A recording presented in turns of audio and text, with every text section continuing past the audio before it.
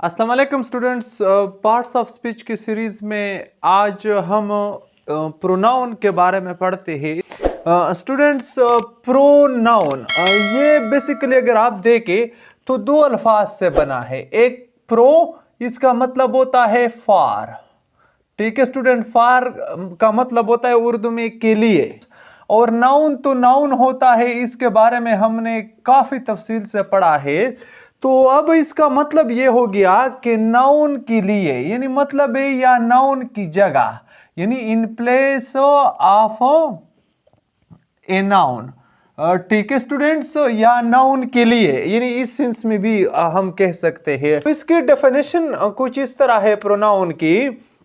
अच्छा, a word which is used in place of a noun, यानी in place of a noun, यानी किस मकसद के लिए स्टूडेंट्स हम इसको नाउन की जगह इस्तेमाल करते हैं। हम वो नाउन क्यों इस्तेमाल नहीं करते, सवाल ये पैदा होता है। मैं आपको बताता हूं किस मकसद के लिए। टू अवॉइड, ताकि हम बच जाए किस चीज से, यानी हम नाउन की जगह प्रोनाउन इस्तेमाल करते हैं टू अवॉइड, ताकि हम बच जाए the time and again. Time and again का मतलब होता है बार बार के, यानी ताकि हम बार बार के रिपीटिशन से, रिपीटिशन का मतलब हो यानी दोहराना, ताकि हम बार बार के रिपीटिशन से बच जाए द नाउन, यानी उसी नाउन के। इस कॉल्ड प्रोनाउन, इसको हम प्रोनाउन कहते हैं। मतलब स्टूडेंट्स क्लियर हो गया कि हम प्रोनाउन को इस मकसद के लिए इस्तेमाल करते हैं कि हम जब किसी नाउन के बारे में बोलते हैं, जब हम उस नाउन की बार बार रिपीटिशन करते हैं, लैंग्वेज जो है उसकी स्वीटनेस खत्म हो जाती है स्टूडेंट्स। मिसाल के तौर पर अगर मैं कहूँ Tom is my class fellow, Tom is my close neighbour, Tom is my friend, और तो ये बार बार रिपीटिशन जो होता है ये अच्छा नहीं लगता है, और जबान की जो स्वीटनेस होती है, जो एग्रीएबलनेस होती है, वो खत्म हो जाती है। तो जबान को मीठा बनाने के लिए, उसको यानी उसकी टेस्ट को बरकरार रखने के लिए हम नाउन की जगह प्रोनाउन का इस्तेमाल करते हैं, ताकि हम इसकी बार बार रिपीटिशन से बच जाए। तो स्टूडेंट्स आप इसके एग्जांपल्स को देखें। यहां पे हैरी एक बंदा है, Harry is a wonderful player, Harry एक अच्छा प्लेयर है। अब यहां पे Harry maintains his fitness at all cost, वो हर कीमत पर अपनी फिटनेस को बरकरार रखता है। अब देखिए यहां पे अगर हमने हैरी इस्तेमाल करता तो फिर जो है ना ये सेंटेंस थोड़ा सा जो है ना मजा नहीं करता। तो रिपीटिशन से बचने के लिए हमने यहां पे प्रोनाउन का इस्तेमाल किया है। किसके लिए? हैरी के लिए जो है ना हमने प्रोनाउन का इस्तेमाल किया है। ठीक है student, Harry is a wonderful player, he maintains his fitness at all cost. अच्छा, next example, this is a beautiful कैजल।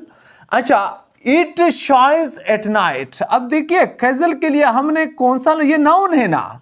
अब देखिए कैजल हमने दोबारा यहां पे इस्तेमाल नहीं किया है, इसके रिपीटिशन से बचने के लिए हमने यहां पे इट जो है वो कैजल के लिए इस्तेमाल किया है। ठीक है स्टूडेंट्स, नंबर 3 पे, the students are busy now because, यानी स्टूडेंट्स यहां पे प्लूरल है, बिकॉज दे, यहां पे हमने प्लूरल प्रोनाउन का इस्तेमाल किया है।